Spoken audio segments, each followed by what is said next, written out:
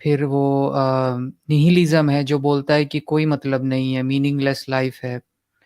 और हाँ मतलब हम्म, एक ये भी और निकल के आ रहा है हम्म, कि एट सच लाइफ का कोई एम नहीं है, ये भी एक, ये तो मैं बताना भूल ही गया। और मतलब उनको पूछो जो ये बात बोल रहे हैं कि जीवन का कोई एम ही नहीं है, तो भाई ये बात बताने क्यों आ रहे हो, इसका क्या मतलब है, माने इतना मीनिंग क्यों बना ले रहे हो?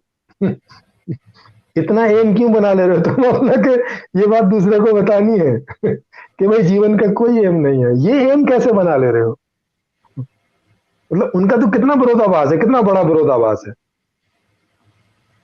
जी। हम्म।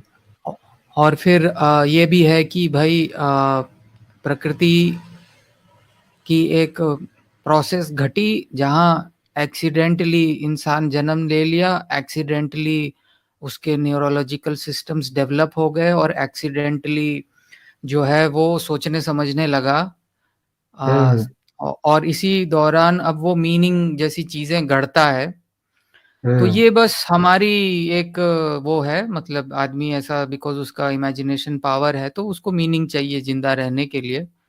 और हाँ नहीं, सबकी अपनी नहीं अपनी ये, मीनिंग है। हाँ हम्म, नहीं, ये वाली बात तो ठीक है, मगर हम्म, जिसकी ये बात समझ में आ गई है वो क्यों मीनिंग के पीछे लगा है, अभी ये नहीं समझ में आया। हम्म, उसको तो जैसे ही ये बात समझ में आई, उसे तो वैसे ही आत्महत्या कर लेनी चाहिए अगले ही सेकंड, वो रुका कैसे है इस बात से, ये नहीं समझ में हम्म,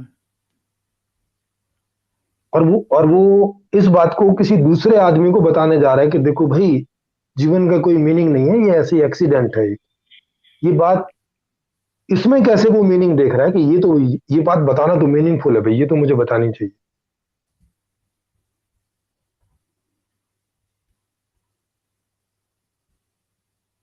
नहीं।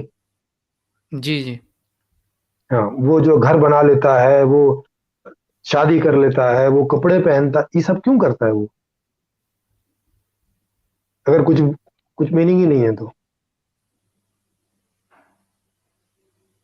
ये मैं उसके लिए पूछ रहा हूँ जिसको ये पता चल गया है कि ये एक्सीडेंट है। चलो जिनको नहीं पता चला वो तो बहरे हैं, जी, जिनको पता चल गया है वो क्यों ये कंटिन्यू किए हुए ये चीजें, जी। उसके तो जीवन में क्या मतलब है? जी।